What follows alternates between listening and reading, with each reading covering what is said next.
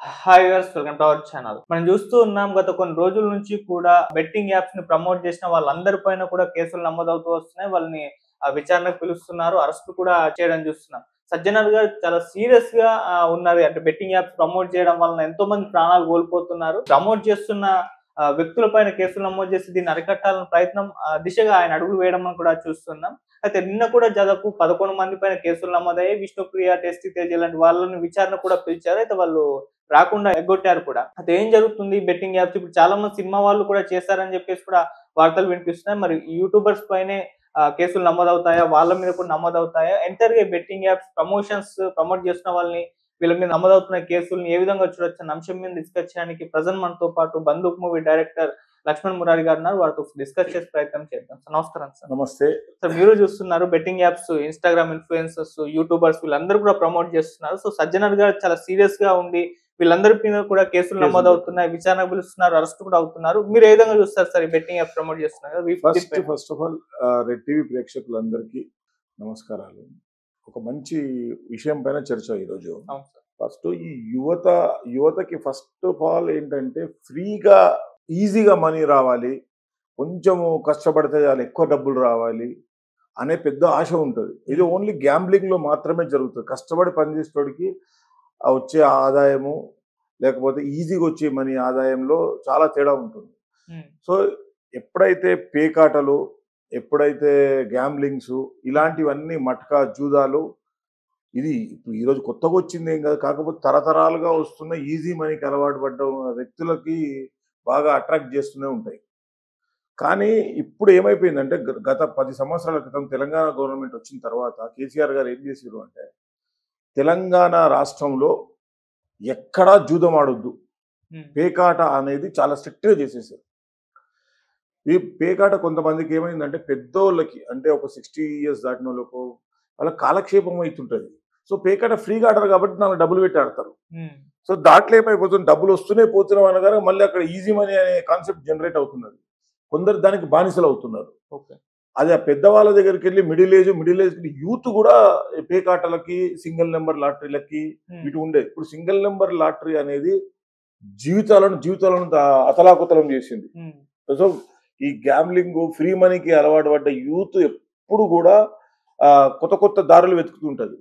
గత 10-15 సంవత్సరాల నుంచి, మేబీ 15 సంవత్సరాల నుంచి ఇంటర్నెట్ యాక్సెస్ అయిన తర్వాత ఎవరికి అవధులు లేవు. సో ఎక్కడనో ఎక్కడ ఆడాలి, గ్యాంబ్లింగ్ ఆడాలి, 4 డబ్బులు వస్తే పోతాయి, మన సమస్యలు తీరుతాయి అన్నట్టుగా జాయిన్ అయిన వాళ్ళకి ఫ్రీ మనీ ఆశలు చూపెట్టుకుంటూ ఈ ప్యాటర్న్, అంటే ఈ బెట్టింగ్ యాప్లు అనే ప్యాటర్న్ డెవలప్ అయింది. అంది ఫస్ట్ రమ్మీ స్టార్ట్ అవుతుంది. అందరూ దాన్ని ఇట్లా ప్రమోట్ చేస్తున్నారు అంటే ఇది ఒక లీగల్ వ్యవస్థ, లీగల్ గా మనం ఏమన్నా చేసుకోవచ్చు అనే కాన్సెప్ట్ లోనే దాన్ని తీసుకొచ్చినప్పుడు యూత్ డెఫినెట్ గా దానికి అట్రాక్ట్ అయిపోతున్నారు.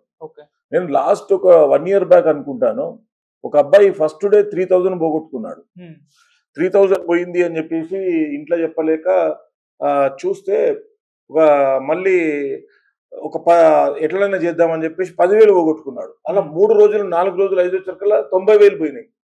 ఆ భయానికి ఇంట్లో చెప్పలేక, భయానికి ఏం చేయాలని అర్థం కాక, వాళ్ళ మదరు గవర్నమెంట్ ఎంప్లాయీ ఉండే, ఆమె రిటైర్ అయి వచ్చిన డబ్బులు ఉండే 90 లక్షల రూపాయలు. ఇంట్లో ఉన్న బంగారాన్ని కుదబెట్టాడు, వాళ్ళ అమ్మ వచ్చిన డబ్బులు, బీరువాలో ఉన్న డబ్బులన్నీ తీశాడు. అంటే ఒక 90 లక్షల రూపాయల అమౌంట్ ని ఈయన 20 days లో పోగొట్టుకున్నాడు. తర్వాత ఏమవుతుందంటే ఊరేసుకొని చచ్చిపోతాడు. సో ఇంత నిర్లక్ష్యము, ఇంత వెగటుతనము, ఇంత కష్టాలలో కూడా యువతను అట్రాక్ట్ చేస్తున్న ఈ సోషల్ మీడియా, వాళ్ళని ఏమంటారు, ఇన్ఫ్లుయెన్సర్స్, వాళ్ళు ఇన్ఫ్లుయెన్సర్స్ అనే ముద్రలో మొత్తం నాశనం అవుతున్నారు. వీళ్ళ మీద కేసు ఎట్లా పెట్టాలని నాకు ఉన్నది అంటే, మన ఈ వీళ్ళని చూసి ఇన్ఫ్లుయెన్స్ అయిన యువత ఇప్పటివరకు పోగొట్టుకున్నది ఎంత, దానికి ఒక సర్టన్ అమౌంట్ ఉంటుంది కదా, ప్రమోట్ చేసే వాళ్ళు అందరి దగ్గర వసూలు చేసే ఏదైనా చట్టం తీసుకొస్తే బాగుంటుంది అనిపిస్తుంది నాకైతే. ఎందుకు అంటే ఎవ్వరు కూడా వీళ్ళని చూసే. ఇంకోటి, దీనికి అతి ముఖ్యమైన కారణం ఏంటంటే ఈ సోషల్ మీడియానే. ఎవరికి వాడు సూపర్ స్టార్ అయిపోతున్నాడు. వాడు చెప్పే దాంట్లో సమాజానికి ఉపయోగపడేది ఉన్నదా, వాడు చెప్పే దాంట్లో ఏదన్నా ఇంటెన్సివ్ మాటలు ఉన్నాయా?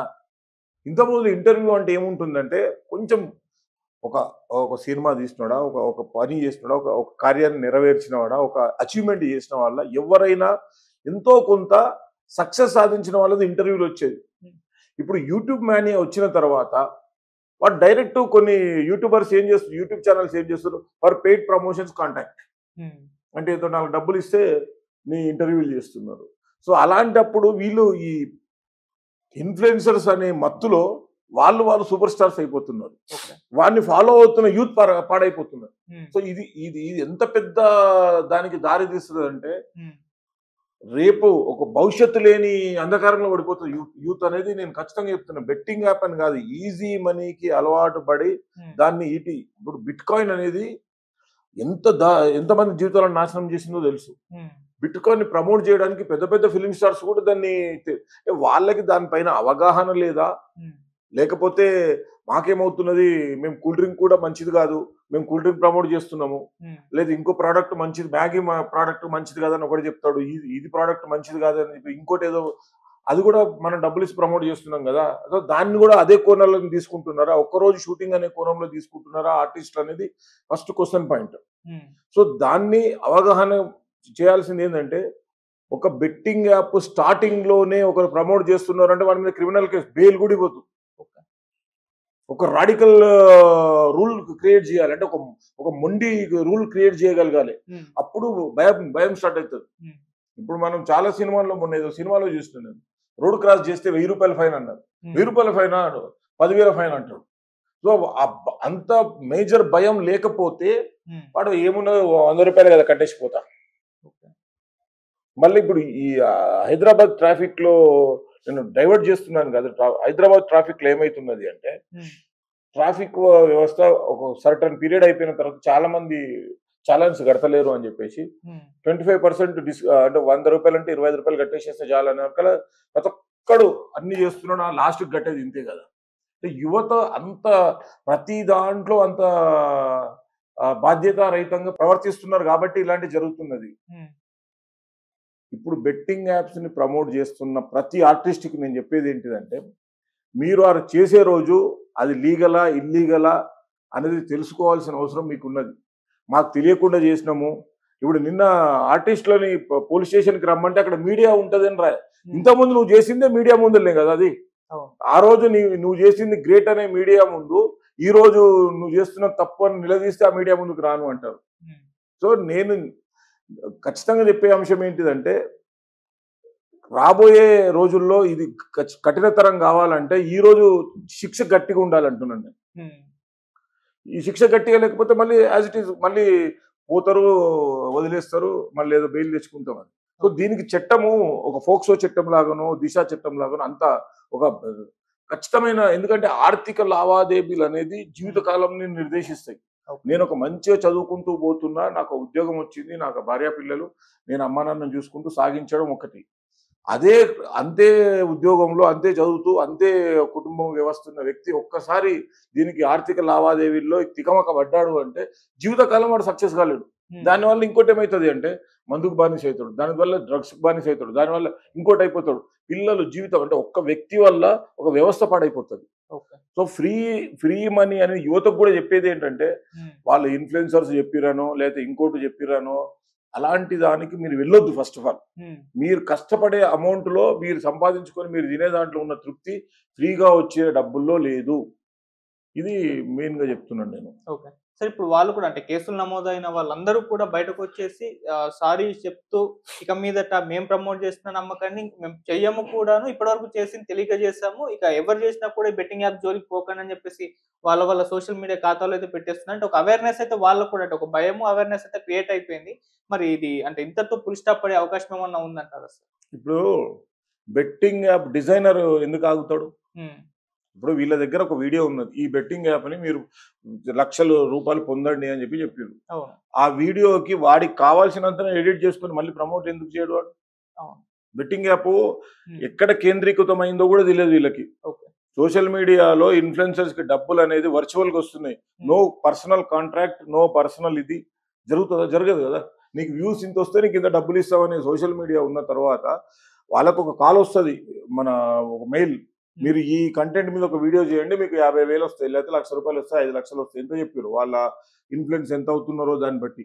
సో వాళ్ళ మీద జీవితకాలపు విషేదం ఇవ్వాలి. అదే నేనేం చెప్తున్నాను అంటే, పర్సనల్ గా నాకు ఎవరిపైన శత్రుత్వం ఉండదు, కానీ రేపటి యువత భవిష్యత్తును ఆలోచించుకుంటే ఇప్పుడు చేసిన తప్పు వాళ్ళకు తెలిసి చేసినా తెలియక చేసినా వాంటెడ్లీ చేసినా డబ్బు కోసం అయితే చేసిరు వాళ్ళు.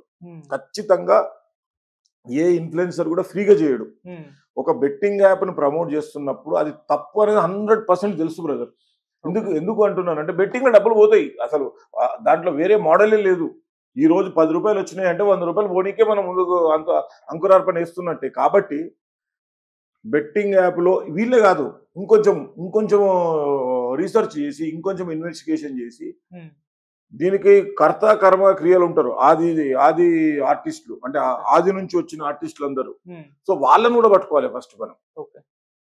సో వాళ్ళను ఇన్ఫ్లుయెన్స్ ఎంత చేసిర్రు మీరు. ఇప్పుడు ఒక 20 years back, 25 years back single number lottery అనేది ఉండేది. అప్పుడప్పుడు మనకి ఫోన్ నెంబర్లు ఇవి లేవు కదా, ఒక నెంబర్ కోసము జీవితాలు తగలబెట్టుకుంటున్నారు. మట్కా, జూదము, గ్యాంబ్లింగ్, ఈ పేకాట, ఇవన్నీ వాళ్ళకి ఎట్లుంటది అంటే, ఒక కొన్ని రోజుల తర్వాత సైకిక్ అయిపోతారు. వాడు తిండి తినకున్నా లేకున్నా పర్లేదు, ఒక 100 రూపాయలు వచ్చినాయంటే ఒక 1000 లాటరీ కొందాం అనుకున్నాడు. సో దానికి అంత మత్తు కంటే కూడా, డ్రగ్ కంటే కూడా భయంకరమైన వ్యాధి ఇది. ఎందుకంటే ఇవన్నీ ఆర్థికంగా ఒక వ్యక్తిని నిర్దేశిస్తున్నాయి. కాబట్టి ఇలాంటి పనులు చెయ్యడం అనేది జీవితం, నువ్వు directly you are spoiling your life to how you are entering it to the betting apps, whatever this gambling things. So who are influenced you? ఇంత జరగడానికి నేను ఇన్ఫ్లుయెన్స్ ఎవరు చేసిర్రు అంటే, ప్రముఖ తారలు, ప్రముఖ యూట్యూబర్లు, ప్రముఖ బిగ్ బాస్ విన్నర్లు, ప్రముఖ ఎవరో. సో వీళ్ళకి ఖచ్చితంగా తెలుసు కదా, అది యాపే బెట్టింగ్ యాప్. ప్లే రమ్మీ అని ఉంటుంది, అది యాప్ కదా. ఇప్పుడు అరే దీనికంటే దరిద్రం చెప్తాను, చాలా మంది చెప్తున్నారు, మీరు వెయిట్ తగ్గాలనుకుంటున్నారా అంటాడు ఒకడు. అన్న తర్వాత దాంట్లో నుంచి వెళ్తే మళ్ళీ ఒక బెట్టింగ్ యాప్ క్రియేట్ అవుతుంది. మీరు ముఖం నల్లగా ఉందా, దాంట్లో నుంచి వెళ్తే ఇంకొక దానికి డబ్బులు కట్టారు, మీరు 500 రూపీస్ కట్టండి. ఇప్పుడు మీ అన్ని వాడు ఒకటి ఎడుతూ కిందికి వెళ్ళిన తర్వాత, వాడు వచ్చిన తర్వాత మీరు 1000 రూపాయలు కట్టండి అని indirectly the forcefully they are entering into that. నేను ఇప్పుడు ఇది కాదు బ్రదర్, ఇంకా ఇలాంటి దాంట్లో ఒక ఆర్టిస్టులు, మన సినిమా ఆర్టిస్టులు దరిద్రులు, వాళ్ళు సర్జరీలు చేసుకొని పొట్టలు తగ్గించుకున్నారు. చాలా మంది, నేను క్లియర్ కూడా చెప్తాను, సర్జరీలు చేసుకొని పొట్టలు తగ్గించుకొని వచ్చి వాడు స్లిమ్మింగ్ సెంటర్కే యాడ్ ఇస్తాడు, నేను ఇక్కడ చేరినాను కాబట్టి పొట్ట తగ్గింది. వేరేనికి ఎందుకో తగ్గుతలేదు ఆడ పొట్ట. సో ఇలాంటివన్నీ ఆర్థిక నేరాలే. సో ఒక నిజాయితీగా నువ్వు యువతను